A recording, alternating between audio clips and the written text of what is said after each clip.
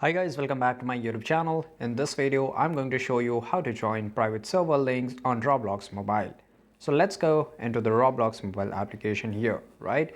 So I'm just here, and once you log in here, you will find a lot of options. So in the bottom right side corner, you will see the three dot icon, right? Just click over that, that's a menu bar. And here you will find the option of groups, right? So just click on this group. And once you are in this group, let it just load.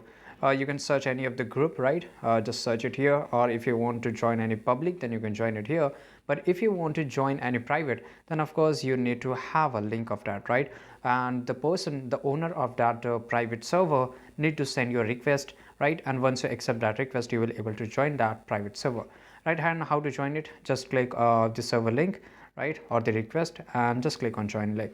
Once you click on join link, it will redirect to you can say that it will redirect to the Discord, and maybe you can just use it here too. So this is it guys. I hope you found this video really useful, and if you did, make sure to like this video, subscribe our channel. See you guys in the next video.